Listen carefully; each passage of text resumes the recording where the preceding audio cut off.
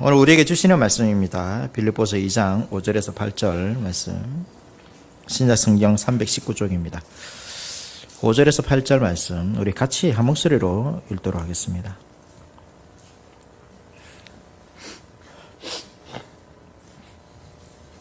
같이 한 목소리로 우리가 봉독하도록 하겠습니다. 시작. 너희 안에 이 마음을 품으라. 곧 그리스도 예수의 마음이니 그는 근본 하나님의 본체시나 하나님과 동등됨을 취할 것으로 여기지 아니하시고 오히려 자기를 비워 종의 형체를 가지사 사람들과 같이 되셨고 사람의 모양으로 나타나사 자기를 낮추시고 죽기까지 복종하셨으니 곧 십자가에 죽으심이라. 아멘. 오늘은 하이델베르크 요리문답 제13주일 33문과 34분입니다.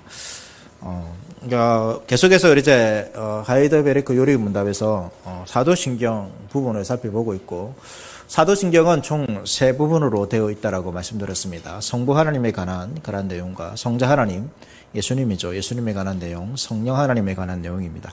계속해서 이제 두 번째 부분, 성자 하나님에 관한 부분을 살펴보면서 살펴볼 때 우리 주 예수 그리스도 독생자 이 부분을 살펴보고 있습니다. 예수님에 관한 4가지 호칭을 살펴보고 있는 것이죠. 지난 시간까지 예수와 그리스도에 관한 호칭을 살펴보았습니다. 오늘은 이제 나머지 2개 독생자와 우리 주라는 부분을 살펴보도록 하겠습니다. 33문과 34문, 이번 주보 보시든지 앞에 보시든지 하시면서 33문과 34문 우리 같이 읽도록 하겠습니다. 제가 문 읽고 여러분 답 읽으시면 되겠습니다. 33문입니다. 우리 역시 하나님의 자녀인데 그분을 왜 하나님의 독생자라 부릅니까? 오직 그리스도만 본질로 하나님의 영원한 아들이시기 때문입니다. 우리는 그리스도로 말미암아 은혜로 입양된 하나님의 자녀입니다. 34문. 당신은 왜 그분을 우리 주라 부릅니까? 왜냐하면 그분이 금이나 은이나 아니라 그의 보혈로서 우리의 몸과 영혼을 우리의 모든 죄로부터 구속하셨고 우리를 마귀의 모든 권세에서 해방하여 주의 것으로 삼으셨기 때문입니다. 이 부분입니다. 그래서 왜 이 예수 그리스도를, 예수님을 하나님의 독생자로 부르는가, 또 예수님을 우리 주라 부르는가, 이러한 부분이죠. 어떻게 보면 좀 이상하지 않습니까? 이 하나님의 독생자인데 왜 하나님의 독생자로 부릅니까? 이런 질문 자체.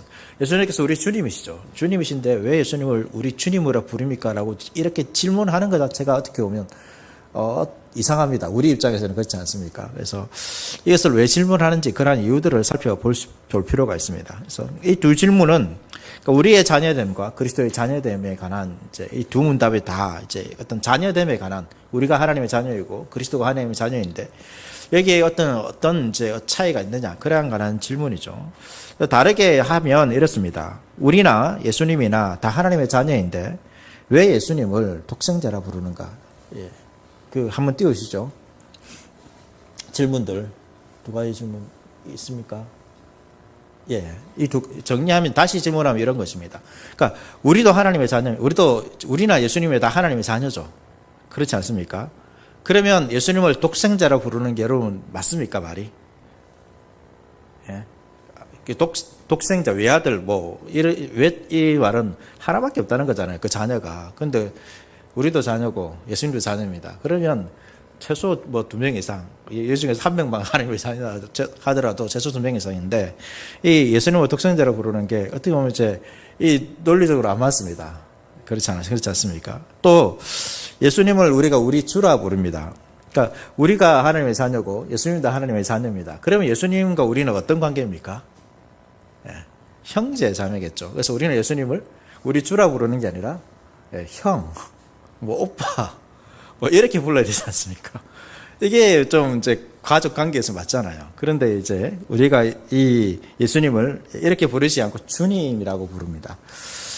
결국 이 13절의 문제는 자녀된 우리와 이 자녀된 예수 그리스도에 대한 관계가 어떤 차이점이 있는가라는 거죠. 다 하나님의 자녀인데 왜 이러한 차이점이 있는가라는 부분에 대해서 우리가 살펴보고, 그것을 이해할 때에 어떻게 보면 우리가 더욱더 신앙의 반석 위에 세워지는 것입니다.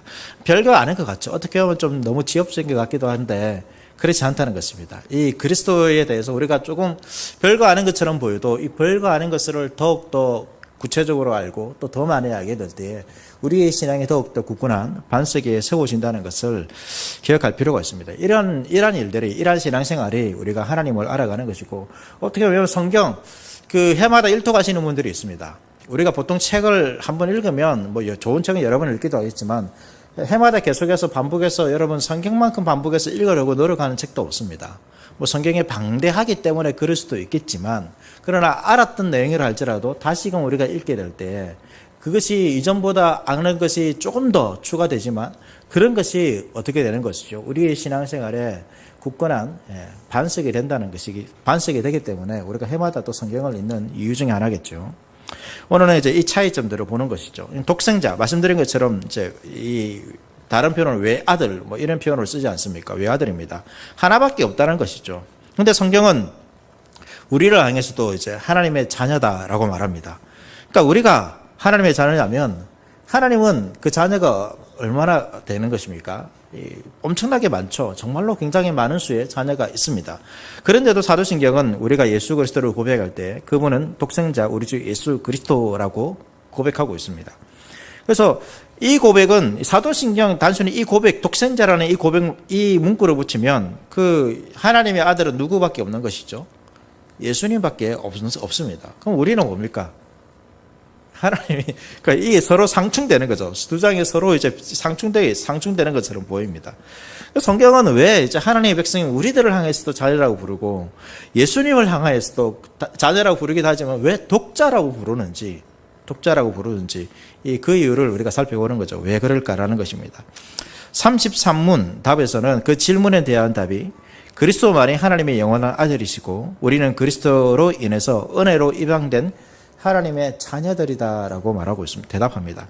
단순히 이렇게 하면 우리는 입양되었기 때문에 그렇다라고 보여지는 것이죠. 그러니까 이렇게만 이제 우리가 이해해서나 조금 더 구체적으로 살펴볼 필요가 있습니다. 왜냐하면 단순히 이 문단만 가지고 보면 이 예수님은 이제 첫 번째 아들이고 우리는 입양되었기 때문에 첫 번째 아들, 그러니까 본래 아들과 입양된 아들이 조금 차이가 있는 것처럼 이러한 생각이 들지 않습니까? 하나님께서 예수님은 독생자이기 때문에 자신이 직접 나한 존재이기 때문에 특별한 존재고 우리는 입양되었기 때문에 차이를 두시는가 이런 생각을 할 수도 있습니다. 그러니까 이런 질문을 하시는 것이죠. 이런 질문을 할 수 있는 것이 하는 것이 그러니까 원래는 이런 차이점을 두면 안 되지만 이 사회 문화 가운데서 약간 본래 자기가 낳은 자녀와 또 입양된 자녀에 대한 그런 좀 차이를 두는 그런 문화가 있기 때문에 이런 생각들을 우리가 할 수 있는 것입니다. 그래서 우리가 입양된 자녀라 그러면 예수님과 하나님과 예수님과 우리를 차이가 있기 때문에 입양되었기 때문에 차별하시는구나 이렇게 생각할 수도 있는데 그렇지 않습니다. 그렇게 생각할 수는 없죠. 왜냐하면 이제 하나님의 자녀라는 이 신분 자체가 굉장히 고귀한 것입니다. 그렇지만 잘못 이해하면 우리가 양자되었다 했을 때 이 하나님의 자녀됨에 대한 가치가 약간은 이제 훼손되는 것처럼 본래의 자녀와는 조금 낮은 그러한 자녀처럼 우리가 인식할 수 있습니다. 그렇게 생각할 수 있기 때문에 이러한 부분들을 우리가 잘 이해할 필요가 있습니다. 그래서 이제 이 33분은 이런 질문을 하는 것이죠. 이 예수님의 아들됨과 우리의 아들됨이 분명한 차이는 있습니다. 근데 어떤 차이점이냐? 단순히 본래 아들이고 우리가 입양되었기 때문에 그 차이점이냐? 그런 것이 아니라는 것이죠. 이러한 차이점을 잘못된 인간적인 관점, 인간의 문화 관점에서 좀 이해하는 것을 막기 위해서 요리문답은 제대로 된 답을 우리에게 가르쳐 주고 있는 것입니다. 이 33분 답에서 우리가 중요하게 보아야 될 것이 있습니다. 그게 뭐냐면 본질로라는 단어입니다. 본질로. 33문 답을 보시면 우리의 아들됨과 예수 그리스도의 아들됨의 차이에 대한 답을 이야기하면서 33문 답이 오직 그리스도만이 본질로 하나님의 영원한 아들이다라고 말하고 있습니다. 이것이 우리와 이 성자 예수 그리스도를 구분하는 중요한 차이점입니다. 그러니까 이 말은 뭐냐면 본질로라는 말은 예수님이 본질로 어떤 분이라는 것입니까? 하나님이라는 거죠. 하나님이십니다. 그리고 우리는 어떤 존재입니까? 피조물입니다. 우리가 하나님의 아들이 되는 것, 입양되는 것은 엄청나고 크고 놀라운 일입니다. 그럼에도 불구하고 우리는 본질상 신이 될 수는 없죠. 우리가 하나님의 자녀지만 신이 될 수 없습니다. 이 차이점인 것이죠. 이 말은 뭐냐면 우리는 어느 순간 성경에 보면 우리가 본질상 진노의 자녀라고 말하고 있지 않습니까? 우리는 진노의 자녀입니다. 본질상 진노의 자녀입니다. 그러나 하나님께서 은혜를 베푸셔서 어느 순간 하나님의 자녀가 되죠. 그런데 예수님은 어떻습니까? 그런 것이 없다라는 것입니다. 예수님은 어느 순간 창조 이후에 어느 순간 아니면 창조 이전이라도 성부 하나님이 계셨고 어느 순간에 성자 하나님이 나오신 것처럼 출생하신 것처럼 이렇게 표현되지 않습니다. 독생자라는 표현이 있지만 이 독생자라는 이 단어 안에도 뭔가 어느 순간에 출생했다라는 그런 의미가 담겨 있지 않습니다. 이 말은 하나님과 동일한 존재로서의 그 하나님의 아들이라는 것입니다. 그러니까 본질상 하나님의 아들은 결국 무엇입니까? 신인 것이죠. 신이라는 것입니다.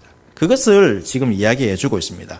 그래서 이 내용이 이제 빌립보서 우리가 읽었던 말씀 2장 6절과 8절 말씀 보시면 그는 하나님의 본체심이 하나님이시라는 거죠. 하나님과 동등하신 분입니다. 하나님과 동등됨을 채 끝으로 여기지 아니하시고 오히려 자기를 비워 종의 형체를 가지사 사람들과 같이 되셨고 사람의 모양으로 나타나셨고 되어 있습니다. 이 사람의 모양 또 육체를 입으셨지만 예수님은 여전히 본질상 어떤 분이라는 것이죠? 하나님이라는 것입니다. 하나님이십니다. 예수님은 완전한 인간이십니다. 그뿐만 아니라 예수님은 완전한 하나님이십니다. 이것을 이제 우리가 교회 안에서 인성과 신성을 예수님께서 100% 다 가지셨다라고 말하고 있는 것이죠. 50% 가진 것이 아니라 인성 100%, 신성 100%를 가지신 것입니다. 이것을 우리가 이해할 수 없지만 성경은 그렇게 우리에게 가르쳐주고 말씀해 주고 있기 때문에 우리가 그 예수 그리스도를 그렇게 믿고 있는 것입니다. 그래서 하나님의 독생자라고 말할 때 이 말은 우리의 자녀됨, 양자됨을 비하하려는 것이 아니라 이 말은 예수님은 본질상 하나님이라는 것입니다. 우리와 차이점이 있을 수밖에 없는 분이라는 것을 말해주고 있는 것입니다. 어떻게 해서든지 이 차이점을 외울 수도 없습니다. 창조주와 피조물은 그 차이점을, 이 간격을 여러분 외울 수가 없습니다. 그것을 말해주고 있는 것이죠. 그래서 인성과 신성을 동시에 지니고 계시기 때문에 우리가 다 이해할 수 없습니다. 그래서 역사 가운데서는 이 예수님의 인성과 신성을 이해할 수 없기 때문에 이 예수님을 이해하기 위해서 인성과 신성을 분리해서 이해하려고 했던 일들이 있습니다. 그래서 예수님을 인간으로 보든지 신적 존재로만 보는 것이죠. 아리우스라는 초기 교회 이단이 있습니다. 이 사람은 성자, 예수님이죠. 곧 로고스는 존재하지 않았었던 때가 있었다라고 말합니다. 그러니까 어느 순간 존재하지 않았는데 어느 순간 성부에 의해서 태어나셨다라고 말하고 있는 것이죠. 그 말은 이 예수님과 하나님은 똑같은 분이십니까? 똑같은 존재가 아니라는 것입니다. 그러니까 독생자가 가리키는 것은 예수님은 하나님과 본질상 동일한 분이라는 것을 가르치기 위해서 그 단어를 쓰고 있는 것이죠. 단순히 하나밖에 없다라는 것을 가르치는 것뿐만 아니라 본질상 동일하다는 것입니다. 역사 가운데서 그런 것이 있었죠. 그래서 예수님을 피조물처럼 비하했습니다. 이 종교개혁 시대에는 칼빈의 대적자 중에 한 사람인 세베르투스라는 사람이 있었습니다. 이 사람도 예수 그리스도를 피조물이라고 주장했습니다. 오늘날은 어떨까요? 실제로 오늘날 이 신학계에서는 예수님의 신성을 부정하는 사람들이 더 많습니다. 예수님의 이 신성에 대해서, 신이라는 존재에 대해서 그냥 단순히 그 어떤 신적 존재를 인정하지 않는 거죠. 막연한 어떤 신이라는 존재가 있어야 되고 그 신이 어떠한 분이 모릅니다. 그런데 예수님은 역사 가운데 있다라고 이 기록물들이 있기 때문에 그럼 역사 가운데 존재했던 이 예수 그리스도는 어떤 존재냐 했을 때 인간에 가까운 존재라고 많은 신학자들이 주장하고 있습니다. 그래서 이 역사 가운데서 예수님이 어떠한 활동을 하시는가 그것을 연구하는 사람들, 그것만 연구하는 사람들이 있습니다. 성경을 읽을 때에도 뭔가 좀 신적인 거 있잖아요. 종교적인 거 있지 않습니까? 그런 것들은 이후에 아니면 어떤 이 예수님을 추앙하는 신적 존재를 추앙하는 사람들이 신앙적으로 이 기록한 것이고 예수님이 진짜 인간적으로 했던 말씀들은 따로 있을 것이다 라고 해서 성경에서 분리해내는 그러한 사람들도 있습니다. 그래서 따로 성경을 만듭니다. 이것이 진짜 예수님이 하셨던 말씀이다 라고 말하는 거죠. 그 내용들이 대부분이 우리의 이성으로 이해할 수 있는, 그러니까 인간이 어떤 훌륭한 인간이 할 수 있는 그러한 것들만 추론한 것이 많습니다. 그러니까 오늘날에도 예수님을 어떻게 이해하는 것이죠? 인간으로 이해하는 경우가 많습니다. 이러한 시대 가운데 여러분 우리의 고백이 어떻다는 것이죠. 우리의 고백은 이런 것이죠. 예수님은 비록 사람의 몸을 취하셨지만 항상 본질상 하나님이셨다라는 것입니다. 이 땅에 오기 전에도 하나님이셨고 이 땅에 사람의 몸을 입고 오셨을 때에도 그분은 하나님이셨다라고 고백하는 것이 우리의 고백인 것입니다. 그래서 요리문답이 가리키고 있는 것은 무엇입니까? 예수님은 하나님이시다라는 고백인 것이죠. 이것이 중요한 것입니다. 이것을 가르치기 위한 것이지 단순히 우리의 자녀됨이 우리와 하나님의 예수 그리스도의 차이점을 해가지고 우리는 좀 부족한 존재야, 이런 것을 가르치기 위해서 이러한 질문을 하고 있는 것이 아닙니다. 오히려 다르게 생각하면 어떻습니까? 우리의 간격이 엄청난 그 본질상 하나밖에 없는 그 독생자 한 분밖에 없는 그 참된 아들을, 본질상 하나님이신 그 아들을 누구를 위해서 내어주신 것입니까? 아무리 해도 그 간격을 메울 수 없는 이 인간을 위해서, 제대로 된 인간이 아니라 본질상 하나님의 진노를 받기 위해서 태어난 그 인간을 위해서 하나님께서 내어주셨다는 것입니다. 엄청난 간격이 있는, 엄청난 차이가 있는 그 예수 그리스도를 하나님은 우리를 살리시기 위해서, 우리를 사랑하셔서 내어주셨다는 그 놀라운 은혜를 도리어 우리는 이 차이점에서 발견할 수 있는 것이죠. 예수님이 그렇게 할 필요가 있습니까? 본질상 하나님이신 그분이 우리를 위해서 사람의 몸을, 육체를 입으실 필요가 있습니까? 육체의 몸을 입으사 우리를 위해서 십자가에 죽으실 필요가 있습니까? 그런 존재가 아니라는 거죠, 우리는.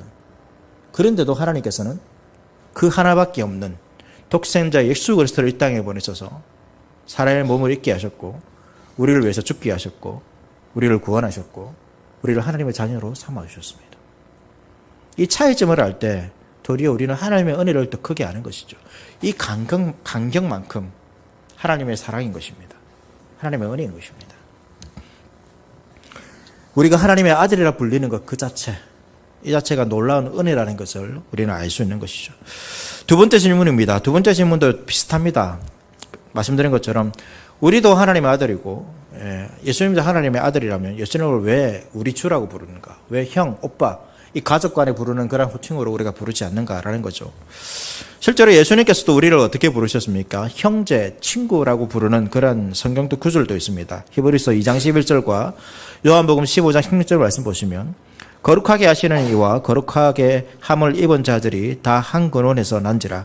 그러므로 형제라 부르시기를 부끄러워하지 아니하시고 요한복음 15장 15절에 이제부터는 너희를 종이라 하지 아니하리니 종은 주인이 하는 것을 알지 못함이라. 너희를 친구라 하였노니 내가 내 아버지께 들은 것을 다 너희에게 알게 하였음이라. 예수님께서도 우리를 형제라 부르시고 친구라 부르셨죠. 근데 이거는 본질상 이제 하나님과 동급이 되었다라는 것은 아닙니다. 그냥 그렇게 여겨주시는 것이죠. 그러한 존재가 아님에도 그렇게 여겨주시는 것입니다. 이 구약 성경에 다윗이 보면 이 요나단의 아들 머비보셋이 있습니다. 이 다윗이 왕권을 차지하고 나서 이 머비보셋은 반역자의 집안에 반역자의 정권을 다시 이제 차지한 이전 정권의 어떤 이제 가문에 있는 사람 아닙니까? 원래는 다 죽여야 됩니다. 그런데 요나단과 약속에 의해서 이 머비보셋을 데려와서 자기 상에서 먹게 하는 것이죠. 왕자들처럼 먹게 한 것입니다. 그렇게 여겨주신 것이죠. 동일한 왕자는 아니죠. 그렇게 여겨준 것입니다. 그래서 이것을, 그러니까 예수님은 우리와 같은 형제로 생각해서는 안 된다는 거죠. 이것 또한 우리를 비하시키는 것도 아닙니다. 우리가 그렇게 될 수 없음을, 이 본질상 하나님과 피조물인 우리가 그렇게 될 수 없음을 말해주는 것이죠. 이렇게 예를 들어 보려고 합니다. 제가 이제 그렇게 이런 일을 하지 않기 때문에 이 정확한 설명이 되는지는 안 되는지 모르겠지만 어쨌든 이해하고 들어주시기 바랍니다. 제가 얼마 전에 박지원 장로님 집에 가가지고 루시를 본 적이 있습니다. 또 오기 전부터 이 옷 잘 입고 오셔야 됩니다. 각오하고 오셔야 됩니다. 단단히 그렇게 말씀하셔가지고 이렇게 이제 하죠. 가니까 루시가 참 멋있더라고요. 멋있다 하면 안 되죠. 이쁘다 해야 됩니까? 예쁘다 해야 되겠죠. 암컷이라서 암컷입니다. 그런데 여러분, 이 반려동물가 이렇게 생각을 하는데 정말로 가족처럼 이렇게 생각하죠. 호칭도 아빠, 엄마 이렇게 부르고 마치 가족처럼 지내고 있습니다. 저는 그럴 수 있다 생각합니다. 그렇게 가족에게 베푸는, 그러니까 마치 가족에게 베푸는 그 사랑을 동물에게도 베풀 수 있다고 생각하죠. 그렇게 생활하다 보면 그렇게 되는 것입니다. 그리고 그 동물을 위해서도 때로는 우리가 이해할 수 없는 그 희생도 할 수 있다고 생각합니다. 가족처럼 생각한다면 그럴 수 있는 것이죠. 그런데 아무리 사람이 큰 사랑을 베풀고 큰 희생을 한다 하더라도 될 수 없는 것이 있습니다. 가족처럼 호칭을 부르고 하지만 그 동물이 진짜 사람이 될 수는 없습니다. 가족처럼 여기지만 그 존재가 사람처럼 될 수는 없는 것이죠. 될 수 없는 것이 아니라 우리가 그 사랑을 베품으로 마치 사람처럼 그렇게 만들 수 없습니다. 이것이 사람과 그 동물 간에 아무리 친밀한 동물을 할지라도 이 간격인 것이죠. 우리가 어떻게 할 수 없습니다. 뭐 사람이 될 수 없다 해서 이 가족이 베푸는 이 사랑이 이런 무시되는 것은 아니죠. 그 반려견 동물에게 베푸는 그 사랑이 정말 특별한 사랑입니다. 엄청난 희생이 필요하고 엄청난 수고도 필요한 거죠. 그렇게 할 수 있는 것이 무엇입니까? 사랑하기 때문입니다. 우리도 마찬가지라는 거죠. 하나님께서 우리를 가족으로 부르셨고 여러분 자녀로 부르신 것입니다. 우리가 하나님의 자녀가 되었고 하나님의 가족이 되었지만 우리가 하나님이 되는 것은 아닙니다. 그렇다고 하나님의 사랑이 여러분 무시될 수 있습니까? 하나님처럼 될 수 없기 때문에 하나님의 사랑이 비하되어지고 하나님의 사랑이 예수님을 향한 사랑보다 덜하다고 여러분 생각할 수 있을까요? 그렇지 않다는 것입니다. 하나님께서는 우리를 덜 사랑하지 않습니다. 우리는 하나님과 같은 존재는 아니지만 하나님께서는 정말로 우리를 가족으로, 자녀로 사랑하고 부르신다는 것이죠. 그것을 지금 가르쳐 주고 있는 것입니다. 하나님과 우리의 어떤 본질적인 차이를 이해할 때 여러분 우리가 하나님의 사랑에 대해서 좀 하나님의 사랑에 예수님과 우리의 차별이 있다, 뭐 덜하다 이렇게 생각하는 것이 여러분 얼마나 어리석은지 알 수 있습니다. 그리고 34문답에서는 이러한 질문에 대해서 이렇게 대답하죠. 예수님이 금이나 은이 아니라 그의 보혈로서 우리의 몸과 영혼을 우리의 모든 죄로부터 구속하셨고 우리를 마귀의 모든 권세에서 해방하여 주의 것으로 삼으셨기 때문입니다 라고 말하고 있습니다. 우리가 예수님을 주라고 부르는데 그 이유가 무엇입니까? 예수님께서 우리를 원래 우리가 사탄의 소유 아래 있었습니다. 사탄의 소유 안에서 우리의 욕망을 따라서 죄를 지으며 살아갔던 존재가 우리였습니다. 그런데 예수님께서 값을 주고 우리를 사셨다라고 말하죠. 주인이 바뀐 것입니다. 우리를 자신의 소유로 삼으셨기 때문에 더 이상 우리는 우리 자신의 것이 아니라 예수님의 것이 된 것입니다. 하나님의 자녀가 된 것이죠. 우리는 우리의 자신의 것이 아니라 예수님의 것이 되었습니다. 이것이 은혜라는 것을, 위로라는 것을 여러분 기억해야 됩니다. 이걸 하이델베르크 요리문답 1문답 할 때 우리가 시작했습니다. 1문답 우리가 다시 한번 볼까요? 1문답 보시면 한번 떼우십시오. 하이델베르크 요리문답. 살았으나 죽었으나 당신의 유일한 위로는 무엇입니까? 그 위로가 무엇이라고 말하고 있습니까? 살았으나 죽었으나 나는 나의 것이 아니요 몸도 영혼도 나의 신실한 구주 예수 그리스도의 것입니다. 예수님께서 나를 사신 것이 나의 유일한 위로라는 것입니다. 내가 주님의 자녀가 된 것, 이것이 나의 유일한 위로라는 것입니다. 예수님은 우리를 사셨습니다. 사셨는데 그냥 단순히 뭐 금이나 은 이런 돈을 주고 사신 것이 아닙니다. 자신의 목숨을 들여서 우리를 사셨다라고 말하고 있죠. 이렇게 목숨을 주신 이유가 히브리서 2장 14, 15절 말씀해 보시면 자녀들은 혈과 육에 속하였음에 그도 또한 같은 모양으로 혈과 육을 함께 지니심은 죽음을 통하여 죽음의 세력을 잡은 자 곧 마귀를 멸하시며 또 죽기를 무서워함으로 한평생 매어 종노릇하는 모든 자를 놓아주려 하심이니. 왜 예수님께서 본질상 하나님이신 그분이 왜 육체를 입고 죽으셨습니까? 죽음의 세력을 잡은 마귀를 멸하시기 위해서죠. 또 죽기를 무서워하면서 평생 종노릇하며 살아가는 우리를 놓아주기 위해서 예수님께서는 혈과 육을 입으셨다라고 말하고 있습니다. 예수님께서 혈과 육을 입으시고 우리의 친형제가 되신 것은 자신의 핏값으로 우리를 사망에서 풀어 놓아주기 위해서라고 성경은 말하고 있습니다. 우리가 이제 주인이 바뀌었습니다. 그런데 이것은 단순히 누군가의 종이 된 것이 아닙니다. 예수님께서 우리의 주죠. 우리는 어떻게 보면 관계적으로 종이 맞습니다. 그런데 이 주는 이전에 사탄처럼 세상에서 말하는 주인처럼 뭔가 무서운 우리를 지배하는 그러한 존재가 아닙니다. 예수님은 어떤 분이십니까? 우리의 주인이시지만 그 주인이 우리를 사랑하셔서 우리를 위해 죽으시는 방식으로 우리를 사셨다고 말하고 있습니다. 본래 어떻게 해야 됩니까? 종이 주인을 위해서 죽어야 되죠. 그것이 일반적인 사회적 생각입니다. 그런데 우리의 주인은 어떻습니까? 우리를 살리시기 위해서 자신이 죽으십니다. 자신이 희생하십니다. 그분은 우리를 사랑하시는 주라는 것입니다. 그런데 그분과 우리의 차이점을 생각하면, 여러분, 이 간격을 생각하면 우리가 이런 일이 어떻게 일어날 수 있느냐라고 생각할 수 있는 것이죠. 우리는 피조물이고 그분은 하나님이십니다. 그럴 수 없죠.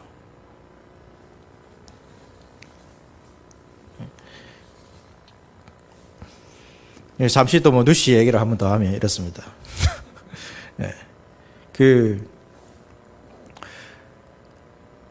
말씀드린 것처럼 이제 털이 많이 날립니다. 진짜 털이 많이 날리더라고요. 대단하신 분들이십니다. 하루에 몇 번 청소해야 될 것 같기도 하고, 대단하십니다. 근데 그것보다 더 대단한 게 있더라고요. 이 집에서 이 대소변을 안 본답니다. 하루에 4번밖에 나가야 된답니다. 4번. 저는 저 몸을 이끌고 4번 나가는 것도 너무 힘듭니다. 근데 이 반려동물을 위해서 4번이나 밖에 나가는 거, 어떻게 이렇게 하셨을까? 나는 못하겠다. 이런 생각이 들더라고요. 제가 실제로 키우면 또 다르겠지만, 대단한 거죠. 그러니까 왜 이렇게 할까 생각하면, 그 가족처럼 여겨지고 사랑하기 때문에 그런 거죠. 그러니까 예수님께서 왜 이렇게 할까요? 하나님께서 왜 이렇게 할까요? 왜 우리를 이렇게 할까요? 어떻게 보면 제대로 말을 들을 때도 있지만 말 안 들을 때도 있지 않습니까? 우리도 내 마음대로 하고 싶고 내 욕망대로 살아갈 때도 있는데 하나님께서 왜 계속해서 이렇게 할까요? 사랑하기 때문입니다.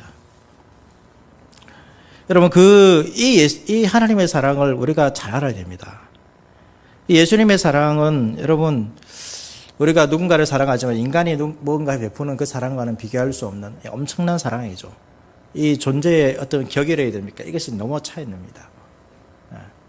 이 차이가 클수록 어떻습니까? 그 사람이 어떤 낮은 자를 위해서 뭔가를 할 때에 그 사람의 희생이 너무나도 크다는 것을 우리가 종종 보게 됩니다. 하나님은 가장 높으신 분이시죠. 가장 높으신 분이 인간을 위해서 이렇게 하셨다는 것은 우리는 받을 수 있는 최고의 사랑을 우리가 받았다는 것입니다. 그것보다 더 큰 사랑은 없습니다. 있을 수가 없습니다. 사람과 사람 사이에 사랑하는 그 사랑, 뭔가 특별한 존재가 행하는 그 사랑, 그러한 사랑과 이 예수님께서 우리를 위해서 행하시는 이 사랑은 비교할 수가 없습니다. 예수님은 우리가 다 이해할 수 없는 사랑으로 여러분 우리를 사랑하시죠. 그래서 이 예수님의 사랑을 신뢰한다라면 우리가 무엇을 먹을까, 무엇을 마실까, 무엇을 입을까 이렇게 의심하는 것 여러분 너무나도 어리석은 일이 될 수 있습니다. 누시가 죽을 뻔한 적이 있다고 합니다. 어릴 때 막 산책을 나가는데 옆에 세워놓은 킥보드가 탁 무너져가지고 깜짝 놀라서 겁이 많다는데 깜짝 놀라가지고 8차선 도로를 팍 뛰어들어가가지고 그때 다행히 사고가 안 나서 그렇지 죽을 뻔했답니다. 그러니까 자기 딸은 어떻습니까? 엄청 놀란 것이죠. 그런데 제가 그 이야기 들어보면서 우리가 그런 것 같다.